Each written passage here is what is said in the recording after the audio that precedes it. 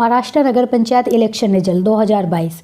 महाराष्ट्र नगर पंचायत के नतीजे आज आ रहे हैं, जिन्हें लेकर वोटों की गिनती जारी है। मंगलवार को 93 नगर पंचायत की 336 सीटों पर मतदान हुए थे, जिनके नतीजे आ रहे हैं। इन सीटों पर चुनाव सुप्रीम कोर्ट का फैसला आने के बाद कराए गए हैं। अभी तक नतीजों के मुताबिक एनसीपी, शिवसेना और कांग्रेस ने अब तक 57 नगर पंचायतों पर जीत हासिल की है। वहीं बीजेपी ने 25 नगर पंचायत पर जीत हासिल किया।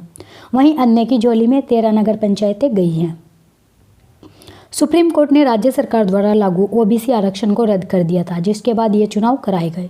मंगलवार को मरबाद थाने की शाहपुर नगर पंचायत और खालापुर, ताला, मंगाओ, महाशला, पोलापुर सहित कुल 93 नगर पंचायत की 336 सीटों पर मतदान हुए। इन सीटों पर लगभग 81% मतदान दर्ज किया गया। राज्य चुनाव आयोग ओबीसी द्वारा आरक्षण रद्द करने के कारण 106 में से केवल 11 नगर पंचायत के लिए 31 दिसंबर को चुनाव करवाया गया था। सुप्रीम कोर्ट के फैसले के बाद राज्य चुनाव आयोग ने ओबीसी सीटों के लिए एक नई अधिसूचना जारी की थी, जिसे सामान्य बना दिया गया था। इन्हीं पर कल मतदान हुआ था। अब हम डिवीजन वाइज देखते हैं कि कौन सी पार्टी कितनी सीटों पर आगे चल रही है या जीत के करीब है। हम कोंकण डिवीज़न की बात करते हैं। कोंकण डिवीज़न के अंतर्गत ये डिस्ट्रिक्ट आते हैं, जैसे थाना, पालघर, रायगढ़, रत्नागिरी और सिंधुदुर्ग। कोंकण डिवीज़न के अंतर्गत कुल सीटों की संख्या 798 है, जिनमें से 781 का रिजल्ट आ चुका है। इनमें से बीजेपी को 150, सेना को 387, एनसीपी को 104, कांग्रेस को 4 और अदर्स के खाते में 136 सीटें आ चुकी है।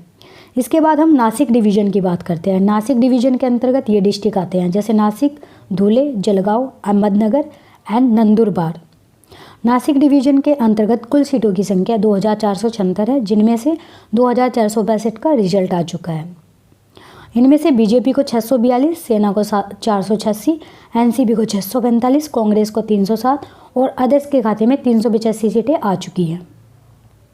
अब हम पुणे डिवीज़न की बात करते हैं। पुणे डिवीज़न के अंतर्गत ये डिस्ट्रिक्ट आते हैं, जैसे सोलापुर, सतारा, सांगली और कोल्हापुर। पुणे डिवीज़न के अंतर्गत कुल सीटों की संख्या 2870 है, जिनमें से 1197 का रिजल्ट आ चुका है। इनमें से बीजेपी को 406, सेना को 217, एनसीपी को 614, कांग्रेस को 208 और अदर्स के खाते में 352 सीटें आ चुकी है। इसके बाद औरंगाबाद डिवीज़न की बात करते हैं। औरंगाबाद डिवीज़न के अंतर्गत ये डिस्ट्रिक्ट आते हैं, जैसे औरंगाबाद, बीड, नांदेड़, उस्मानाबाद, परभनी, जालना, लातूर और हिंगोली। औरंगाबाद डिवीज़न के अंतर्गत कुल सीटों की संख्या 4134 है, जिनमें से 2605 का रिजल्ट आ चुका है। इनमें से बीजेपी को 577, सेना को 511, एनसीपी को 355, कांग्रेस को 507 और अदर्स के खाते में 655 सीटें आ चुकी है। इसके बाद हम बात करते हैं अमरावती डिवीज़न की। अमरावती डिवीज़न के अंतर्गत ये डिस्ट्रिक्ट आते हैं, जैसे अमरावती, अकोला, यवतमाल, वाशिम और बुल्ढाना। अमरावती डिवीज़न के अंतर्गत कुल सीटों की संख्या 2448 है, जिनमें से 1806 का रिजल्ट आ चुका है। इनमें से बीजेपी को 789, सेना को 564, एनसीपी को 266, कांग्रेस को 340 और अदर्स के खाते में 251 सीटें आ चुकी है। इसके बाद हम बात करते हैं नागपुर डिवीज़न की। नागपुर डिवीज़न के अंतर्गत ये डिस्ट्रिक्ट आते हैं, जैसे नागपुर, वर्धा, चंद्रपुर, भंडारा, गोंदिया और गढ़चिरौली।